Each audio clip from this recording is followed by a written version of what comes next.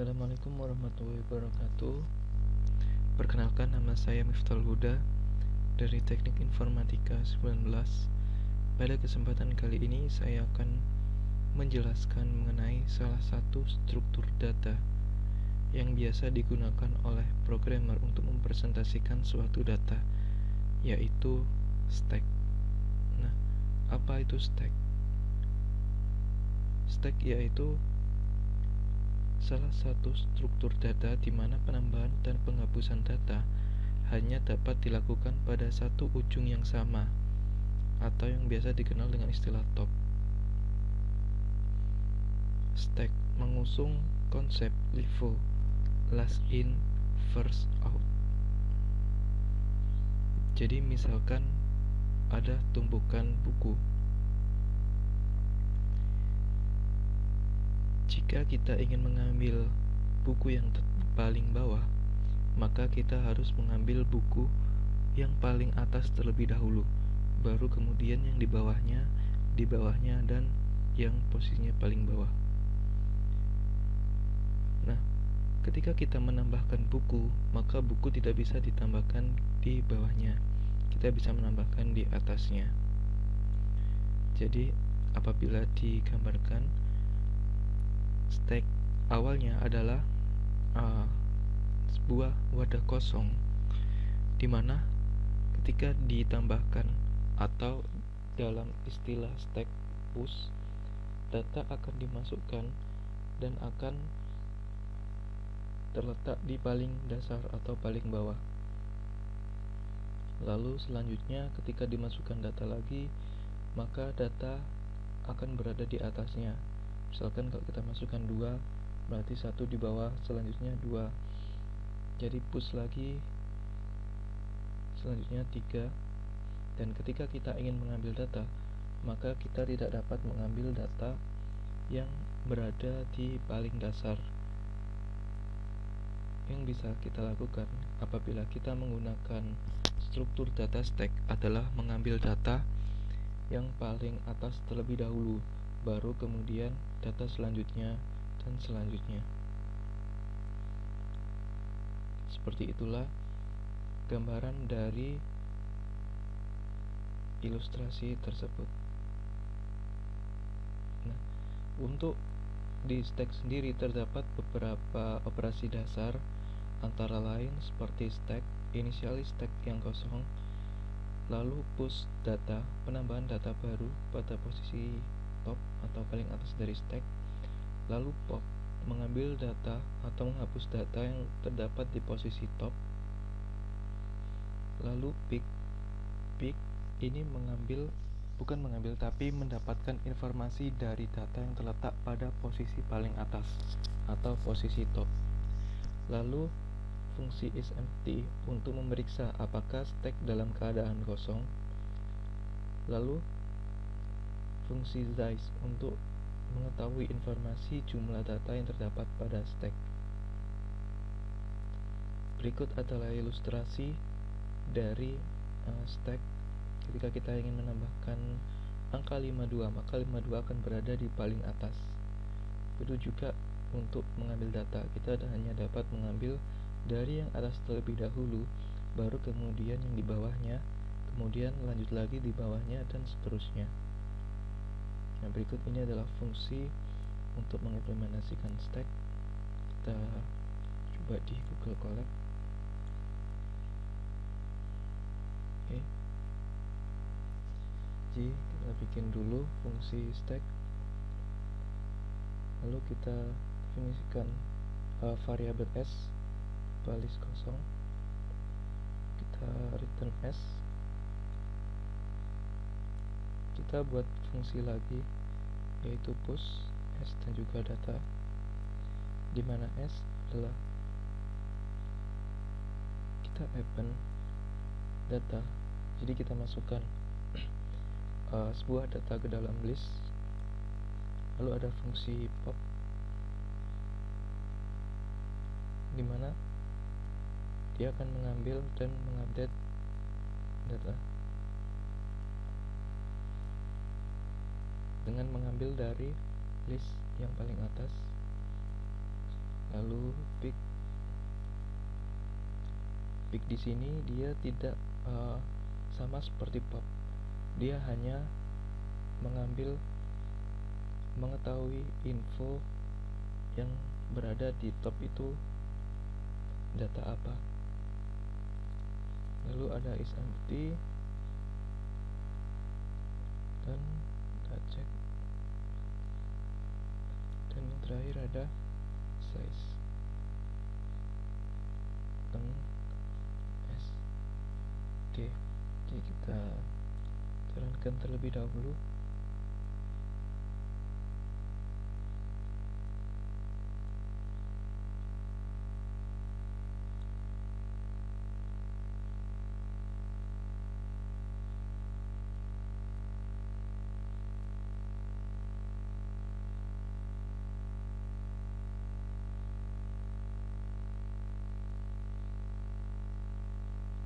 Oke, sudah dijalankan.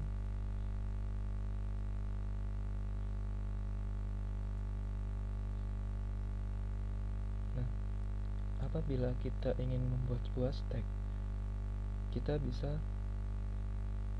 membuat variabel baru. Misalkan di sini saya ingin menambahkan angka seperti halnya pada gambar berikut, yaitu 1, 2, 3 dan mengambil angka 3. Maka ini 1, 2, 3, lalu di pop ke 3, maka tinggal 1 dan juga 2.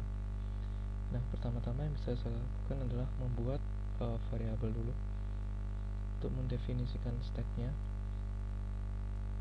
Oke. Nah, di sini kita juga bisa membuat sebuah modul. Jadi apabila di Python untuk membuat modul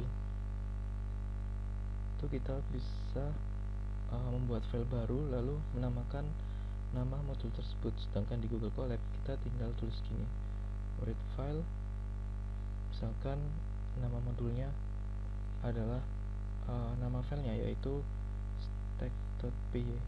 Oke, kita jalankan lagi. Oke, sudah. Dia membuat file baru stack.py. Jadi selanjutnya yang bisa kita lakukan adalah mengimport stack. Di sini agar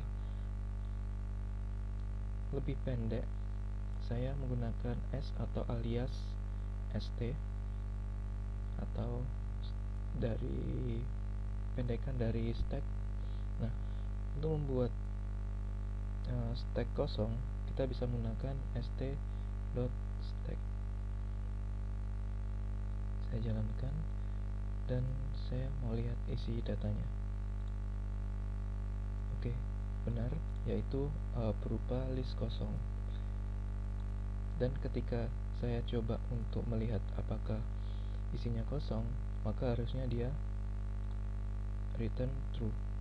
Oke, benar. Nah, selanjutnya saya mau melakukan seperti ini. Jadi saya push 1, lalu saya push 2, saya push 3 dan pop 3.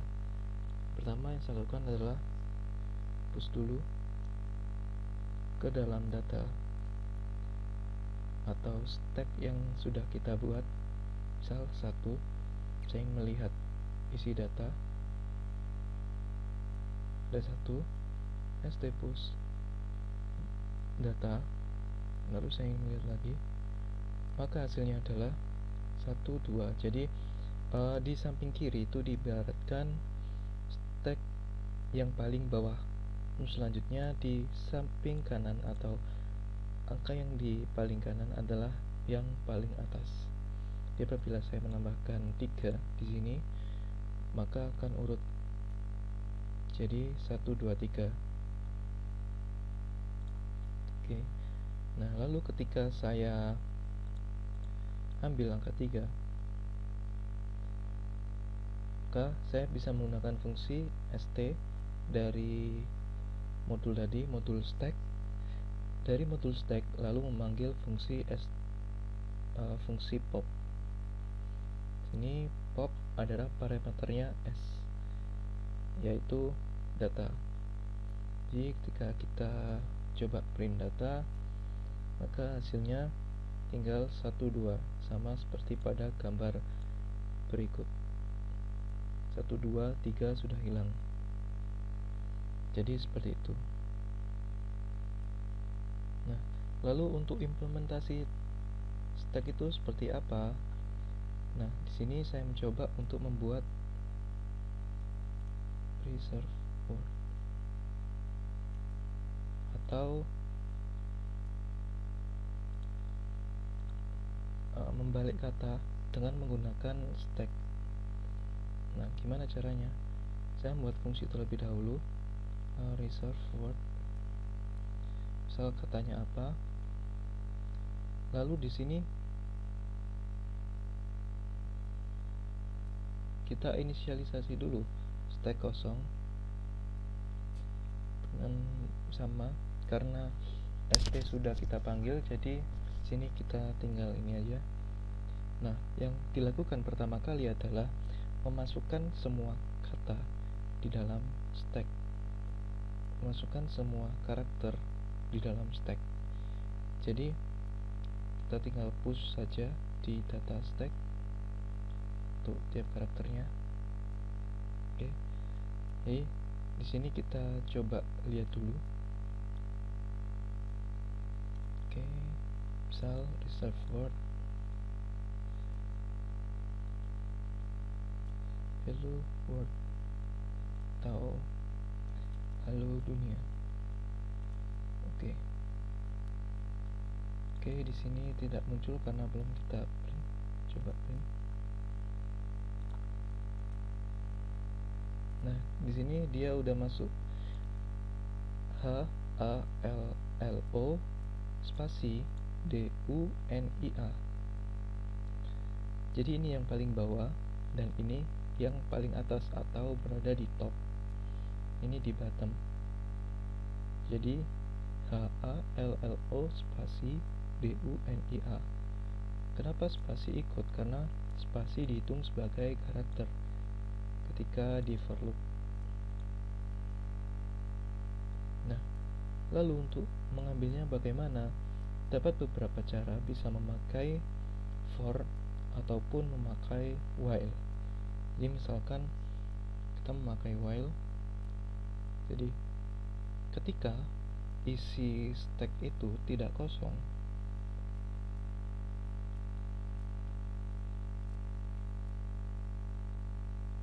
sini kita buat dulu untuk hasilnya, result, hasil kata-kata yang sudah dibalik. Maka ketika stack itu tidak kosong, maka dia akan mengambil pop karakter yang paling top terlebih dahulu, yang paling di atas terlebih dahulu, lalu ditambahkan ke result. Jadi kita return aja. Oke, jadi hasilnya akan terbalik. Halo dunia jadi Ainut olah. Jadi seperti itu. Atau bisa juga memakai for. Jadi ketika kita ingin memakai for, itu juga bisa. Nah, bagaimana caranya? Di sini di stack itu punya size. Oke, lalu punya pop. Nah, sini kita lihat for membutuhkan for i in range dari size-nya step tadi, kita buat range, lalu ini tinggal kita jadi begini juga bisa. Ini bisa pakai i atau bisa pakai underscore, karena i nya tidak kita pakai.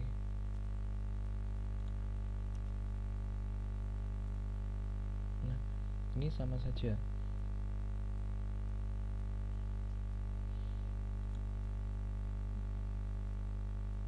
Tapi untuk menurut saya lebih baik menggunakan while, karena nanti ada beberapa studi kasus yang memang menggunakan for itu tidak bisa. Jadi bisanya hanya menggunakan while. Nah, lalu apakah ada studi kasus lain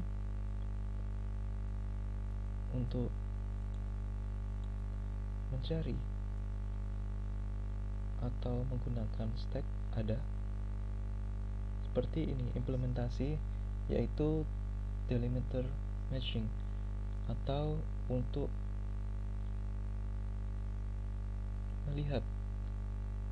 melihat dari persamaan matematika, apakah persamaan itu tanda kurungnya sudah benar ataupun belum.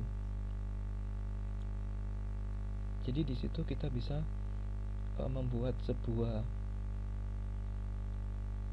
kode untuk mencari dan mengatasi masalah parentesis ini, yaitu untuk mencari apakah tanda kurung atau tanda kurung kurawal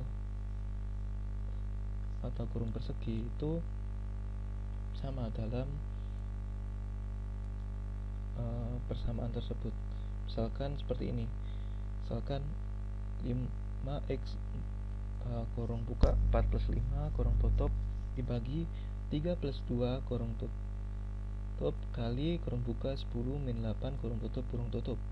Nah, di sini ini sudah benar, ini sudah benar, ini sudah benar. Nah, di sini kelebihan kurung tutup.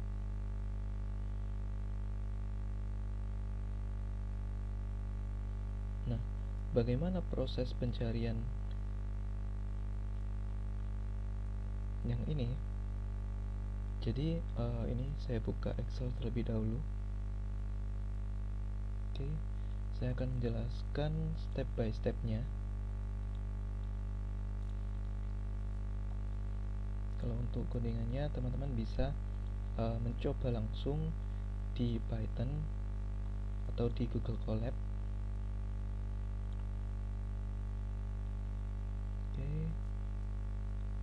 Oke. Sini untuk persamaan matematikanya yaitu 5 kali 4 plus 5 bagi 3 plus 2 dikali 10 min 8. Oke, dari sini. Oke. Nah, sebelum kita masuk ke codingan, kita sebaiknya menentukan algoritma terlebih dahulu. Jadi menentukan flowchartnya, program ini nanti akan jalan seperti apa.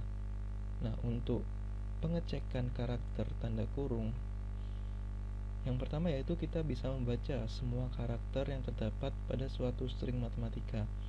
Adalah string matematika. Jika karakter adalah kurung buka, maka masukkan ke dalam stack. Jika karakter adalah kurung tutup, ada beberapa kondisi yang harus diperiksa. Jika stack dalam keadaan empty, maka jumlah kurung tutup lebih banyak daripada kurung buka. Ini kurung buka tipe. Lalu, jika stack dalam keadaan tidak empty, maka pop stack dan cocokkan karakter hasil pop dengan kurung tutup. Jika sejenis maka match, jika tidak maka jenis kurung tutup tidak sama. Nah, jadi kan kurung tutup itu ada banyak tadi. Ada kurung kurawal, ada kurung persegi, dan kurung tutup biasa. Nah, oleh karena itu ini dicocokkan. Apabila bukan, maka jenis kurung tutup tidak sama. Oke. Lalu nomor 4, jika semua karakter telah terbaca dan stack masih dalam keadaan terisi tidak empty, maka jumlah kurung buka lebih banyak daripada kurung tutup.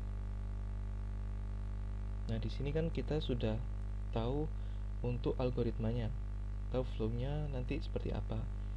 Jadi yang akan kita masukkan adalah kurung tutup dan kurung bukanya. Jadi untuk angka kita hiraukan.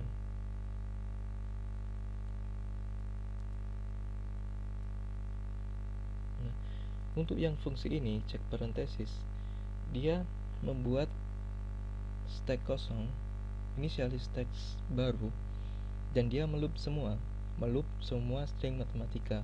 Apabila ketemu kurung buka, maka push ke dalam data untuk karakter kurung bukanya. Apabila ketemu kurung tutup, cek dulu. Kalau kurung dalam stack itu udah kosong atau masih kosong, dia berarti kelebihan kurung tutup. Kalau tidak, maka yang di dalam stack tadi dihilangkan, atau bisa kita pakai pop. Nah, apabila yang di dalam stack itu udah kosong, maka dia return true. Kalau enggak, dia return kelebihan kurung buka.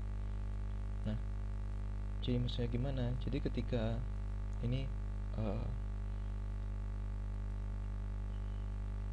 loop ke 1, maka dia yang cek 5. Oke. Maka stacknya isinya berapa? Stacknya di skip. Stacknya nggak ada isinya. Oke, stacknya nggak ada isinya. Dan stack ini kosong, anggap itu kosong. Terus loop kedua, kita cek X, stacknya masih kosong. Loop ketiga, kita cek ini, maka lainnya 1 ini masuk di dalam stack. Lalu loop keempat, kita anggap ini sudah kita hiraukan semua, berarti loop ke 1, 2, 3, 4, 5, 6, 7. Nah, ini ke loop 7 kita cek kurung tutup. Nah, sini kan kita lihat apabila dalam stack itu masih kosong, maka dia kelebihan kurung tutup. Apabila tidak, nah di sini kan dia nggak kosong, ada satu data, yaitu kurung buka. Nah, kalau itu masih ada datanya, maka ini di pop. Apabila di pop, ini nggak ada datanya. Oke, kita lanjut ke loop berikutnya, loop ke 7, 8, 9. Ke loop 9 langsung kurung buka. Oke, stacknya berubah 9. Kita lanjut ke 9, 10, 11, 12, 13. Loop ke 13, cek kurung tutup. Oh, ini ada, maka ini dihapus atau di pop, datanya diambil.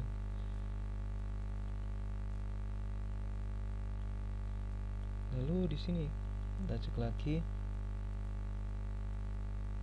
loop ke 15, 13, 14, 15. Cek kurung buka.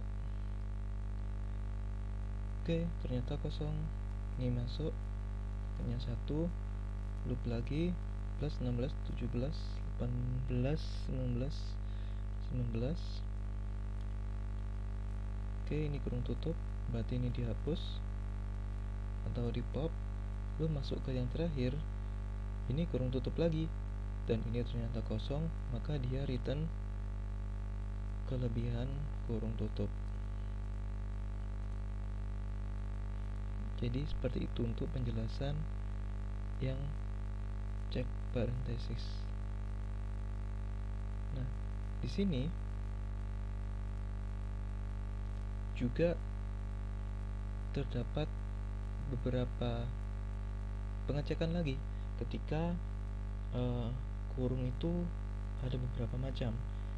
Jadi seperti halnya kurung ini. Jadi untuk yang pertama yaitu yang di paling dalam sendiri itu kurung biasa, lalu kurung kurawal, dan juga selanjutnya kurung siku atau kurung persegi. Jadi seperti itu.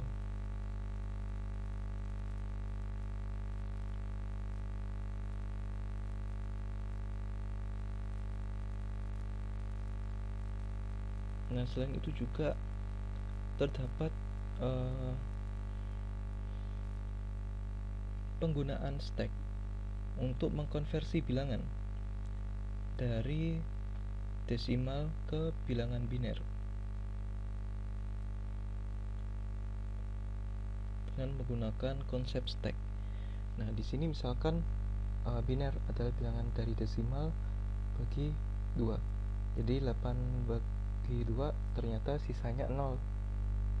Oke, 0 di-push masuk ke stack. Lalu dibagi 2 lagi.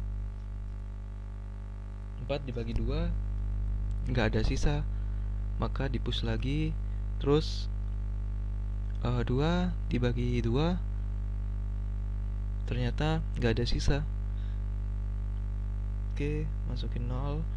Nah, lalu 1 dibagi 2 kan dia bukan 0, jadi dia ada sisanya 0,5. Jadinya dia 1. Nah, sisanya yang paling bawah 0. Oke. Nah, dari sini nanti kita diurutkan ke bawah ke atas. Jadi manggilnya pop dulu. Lalu dari stack ini dipanggil pop 1, pop 0, 0, 0. Jadi seperti itu untuk konversi bilangan.